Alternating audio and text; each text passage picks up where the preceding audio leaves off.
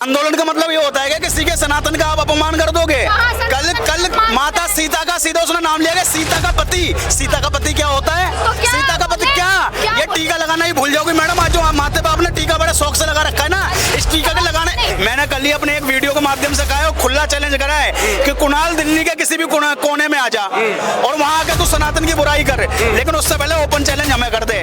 फिर उसके बाद इसका चबूतरा चौड़े का काम करने का कार्य हम जैसा सनातन नहीं करेगा। इसका चबूतरा चौड़े ना कर दे तो मेरा नाम राहुल बचौरी कट्टर हिंदू नहीं। लेकिन कोई आंदोलनकारी नहीं, ये आंदोलन जीवी कार्यकर्ता है जिनका कार्य है समय समय पर सिर्फ आंदोलन के बदले देश विरोधी बातें करना। नमस्कार, अभी हम मौजूद है जंतर मंतर पर, जहां एक और ये आमरण अनशन चल रहा है सोनम वांगचुक का, जो कि नीट की परीक्षा को लेकर के ये मुद्दा शुरू हुआ था और आज आमरण अनशन पर जो है सोनम वांगचुक बैठे हैं। वहीं दूसरी ओर भरत तिवारी के इंसाफ के लिए यहाँ पर ये प्रदर्शन चल रहा है। तो यहीं पर हमें मौजूद युवाओं से थोड़ा नीट की परीक्षा के बारे में भी बात करेंगे और जो ये प्रदर्शन चल रहा है पहले इसके बारे में बात करेंगे। इसके बारे में आप क्या कहना चाहेंगे? प्रदर्शन को आप किस प्रकार देखते हैं? देखिए, जहाँ नीट की परीक्षा की बात करी जाती है, जहाँ ये राष्ट्रभक्त बन के दिखाते हैं, वहीं दूसरी तरफ देश विरोधी नारे लग जाते हैं, आतंकवादियों के समर्थक में नारे लग जाते हैं और साथ ही साथ इस देश के अंदर हद जब हो जाती है, जब हमारे आराध्य प्रभु श्री राम जी की भी यहाँ से आपत्तिजनक बात की जाती है। मैं कहता हूँ तुम खूब राजनीतिक रोटी सेको,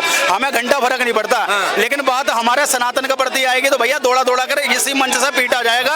हम तो साफ शब्दों में कह रहे हैं दिल्ली पुलिस से, हम साफ शब्दों में कह रहे हैं यहाँ की सरकार से, या तो इन पे तुरंत एक्शन ले लो, वरना हमें एक्शन में आ गए तो मैं कहता हूँ इन्हें रिएक्शन हो जाएगा। लेकिन मैं कहता हूँ कि बहुत सारी दिक्कतों में आ जाएंगे, क्योंकि आज बड़ा दुख का विषय ये बन जाता है कि जहाँ एक तरफ ये राष्ट्रभक्त बन के देशभक्त बन के यहाँ पे देशभक्ति गानों पे डांस करके दिखा रहे हैं, ये कहते हैं कि नीट परीक्षा में घपलाबाजी हुई है तो शिक्षा मंत्री कहते हैं मैं इस्तीफा दो। अरे इस्तीफा लो, लेकिन तरीके से लो, ऐसे मत लो कि जहाँ तुम सनातन की बुराइयां करो, जहाँ तुम देश विरोधी ताकतों की बुराइयां करो और जहाँ तुम कहीं ना कहीं योगदान देश विरोधी ताकतों को देने में लगे हुए हो। लेकिन ये जो कुणाल कामरा जो आया था, जिसने इस प्रकार का जो बयान दिया, वहीं पर दूसरी ओर जो लोग वहां पर मौजूद थे, क्या वो लोग जो तालियां बजा रहे थे उनमें कोई सनातनी नहीं था, कोई हिंदू नहीं था? देखिए, मैं बताऊं, किन्नर समाज 100% बहुत बढ़िया है इन लोगों से। अच्छा। ये किन्नरों से भी गए गुजरे लोग हैं। इन्हें जहाँ सनातन का अपमान होता है वहाँ इनकी ढपली बजने लग जाती है, जहाँ सनातन का अपमान होता है वहाँ ये हंसने ठहाके लगाने लग जाते हैं। अरे मैं ऐसे मैं खुला चैलेंज कर रहा हूँ कुणाल को, तू एक बार अल्लाह के बारे में बोल के देख लेता, फिर तुझे पता लग जाता दूध का दूध और पानी का पानी। लेकिन ये सिर्फ और सिर्फ सनातन की बुराइयां करते हैं और सनातन को ही टारगेट करते हैं। मैंने कल ही अपने एक वीडियो के माध्यम से कहा है, खुला चैलेंज करा है कि कुणाल दिल्ली के किसी भी कोने में आ जा और वहां आके तू सनातन की बुराई कर, लेकिन उससे पहले ओपन चैलेंज हमें कर दे। फिर उसके बाद इसका चबूतरा चौड़े का काम करने का कार्य हम जैसा सनातन नहीं करेगा। इसका चबूतरा चौड़े ना कर दे तो मेरा नाम राहुल बचौरी कट्टर हिंदू नहीं। लेकिन भाई साहब, इतना बड़ा साहस थोड़ी है, कम है जो दिल्ली की मेन सेंटर में खड़े होकर के इस प्रकार से जो है बयानबाजी करके भगवान श्री राम के खिलाफ और वो चला गया। देखिए, मैं आपको बता दूं, जिन्हें सेकुलरिज्म का कीड़ा काटा हुआ है ना, वही यहाँ ताली पीट रहे थे। अच्छा। और ये वही सेकुलर लोग हैं, इनका ना तो सनातन से कोई लेना देना है, इनका ना कोई भारत के देश से लेना देना है। अगर इनका लेना देना है तो ऐसे लोगों से लेना देना है जो सीधे मन से बातें करते हैं कि भारत तेरे टुकड़े होंगे इंशाल्लाह इंशाल्लाह, और ये उन्हीं लोगों का समर्थन करते हैं। इसलिए मैं खुली भाषा में कह दूं तो ये कोई आंदोलनकारी नहीं, ये आंदोलन जीवी कार्यकर्ता है जिनका कार्य है समय समय पर सिर्फ आंदोलन के बदले देश विरोधी बातें करना। लेकिन इन्होंने 20 तारीख का इन्होंने क्या कह रहे हैं आप?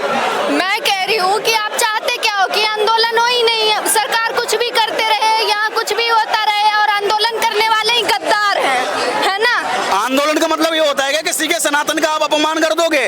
कल माता सीता का सीधा उसने नाम लिया, सीता का पति क्या होता है? सीता का पति क्या?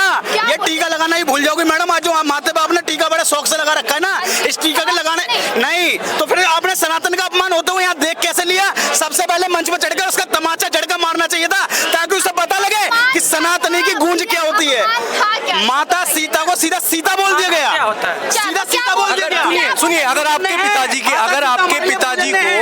आपके पिताजी को कोई कहेगा, भैया 1 मिनट में एक क्वेश्चन पूछना चाहती हूँ कि माता सीता ठीक है, गलत किया इन्होंने, बस उसमें माता या जी नहीं लगाया तो आपको इतना बुरा लग रहा है? लगेगा? ठीक है, मेरे लिए पूजन है, मेरे आराध्य है, मुझे बुरा लगेगा।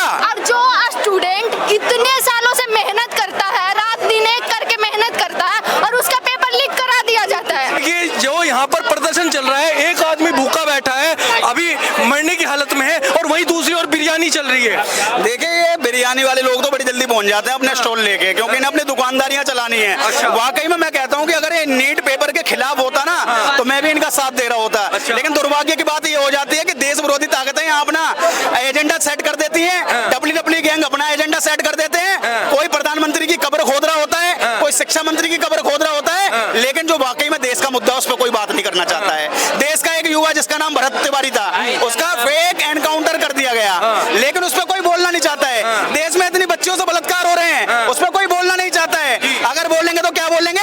नरेंद्र मोदी की कब्र खुदेगी, धर्मेंद्र प्रधान की कब्र खुदेगी, आरएसएस वाले गुंडे हैं, बजरंग दल वाले गुंडे हैं। इनका एजेंडा सिर्फ एक सेट है कि देश विरोधी बातें करके सिर्फ ये युवाओं को बरगलाना जानते हैं, इससे ज्यादा कुछ भी। आपको क्या लगता है धर्मेंद्र प्रधान इस्तीफा देंगे?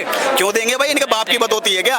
बहुत अच्छा चला रहे हैं, अच्छे ढंग से चला रहे हैं। मानते हो कुछ चीजें गलत हुई है, लेकिन उसमें सुधार होगा। लेकिन पहले के शिक्षा मंत्री तो उन्होंने कितनी क्या कीर्तिमान हासिल कर लिया, ये भी बताया जाए ना।